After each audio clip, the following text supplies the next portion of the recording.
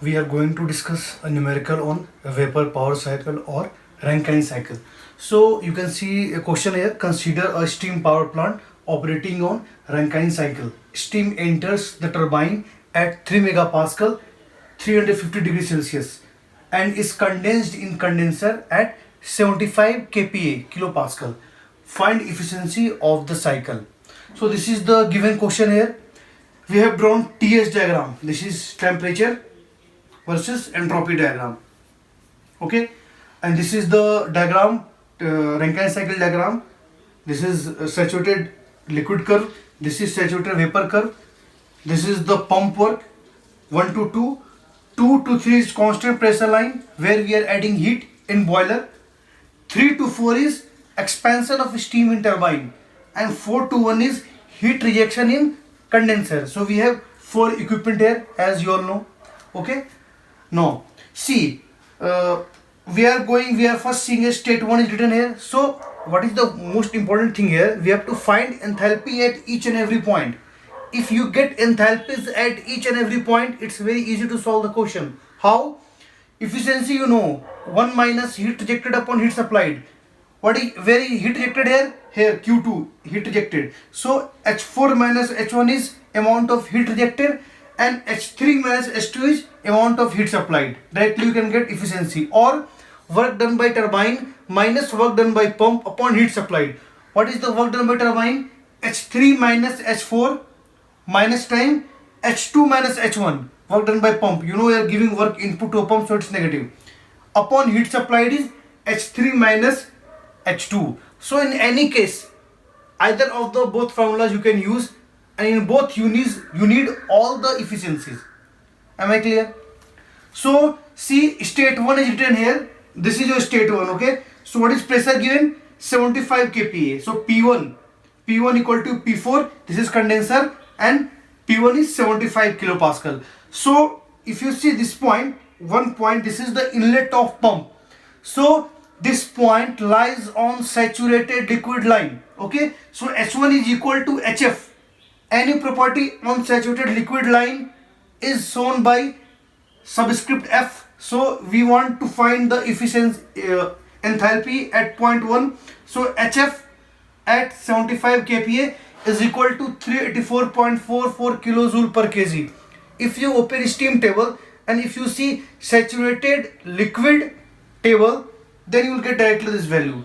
Similarly, this stands for volume. V1 is the volume at point 1 is equal to Vf, again on saturated liquid line, at 75 kPa. So in the same table and in same horizontal line in the table, you will get this value. So at state 1 we have got enthalpy and we have got volume. Okay, now come to point 2. So point 2 lies where? It lies in subcooled or undercooled region.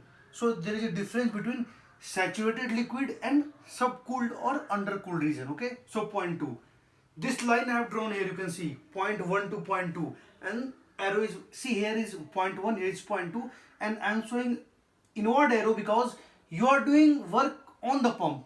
So one work on pump and point 2. So you can write energy balance equation how? H1 inlet energy plus you are giving energy work input to pump equal to H2. So energy at point 2 is more than point 1 because you are giving an inlet energy here. So H1 plus WP is H2. So for H2 you need to find out work done by pump because H1 you know from the table. So work done by pump is V into dP, where V is the volume, specific volume, and dP is the change in pressure in pump. So what is the change in pressure? Here see it is 75 kPa, and this line is 3 megapascal. So 3 megapascal 75 kPa. So I have changed 3 megapascal into kPa, kilopascal, that is 3000 kilopascal minus 75 kPa. You will get 3.03 kilojoule per kg.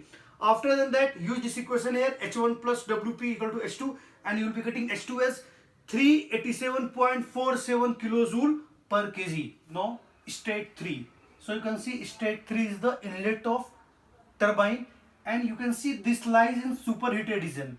So P3 is 3 megapascal and T3 is 350 degrees Celsius. Now very important question arises. why this point is lying here, why not here on this line or somewhere in this region? The reason is this, that see, already in question he has given that pressure at point 3, that is inlet of turbine, is 3 megapascal and 350 degrees Celsius. Okay, so this is all is 3 megapascal. So in steam table, in saturated liquid table, if you see, this is Tsat, this is Tsat, saturation temperature, corresponding to 3 megapascal. If T is more than Tsat, T given T, that is 350, is more than Tsat at 3 megapascal, then this point will lie above this line. So we have gone here. So if you see in steam table now, then Tsat will be less than 350. This is 350. So Tsat is less than 350 degrees Celsius. Okay, so this point lies in superheated region. If it is equal to Tsat, if T given is equal to Tsat or less than, then this will lie somewhere this side. If it is less, it will lie here. If it is equal, it will lie on this line somewhere. Okay, so in superheated table, if you see, you will get S3 is 3116.1 kilojoule per kg and S3 6.7450 kilojoule per kg Kelvin. In superheated table, there is no SFSG, HFSG, only one enthalpy and one entropy. Now state 4. So you can see here state 4 lies on wet region. So I have written here wet region and P4. Already pressure is given 75 kilopascal. So S3 equal to S4. Why? Because it is an isentropic line, straight line. Entropy at point 3 is equal to entropy at point 4. Entropy at point 3 already we have got in steam table. Okay, so S3 is given there. So S4 equal to S3 equal to SF. I have already explained you how to find out any properties in wet region. So SF plus X4 is the dryness fraction at point 4. So X4 into SG minus SF. This is corresponding to this pressure. This is SG and this is SF, which you will get in saturated water table. So you will get SG, you will get SF. With this formula, you will get X, that is dryness fraction at point 4.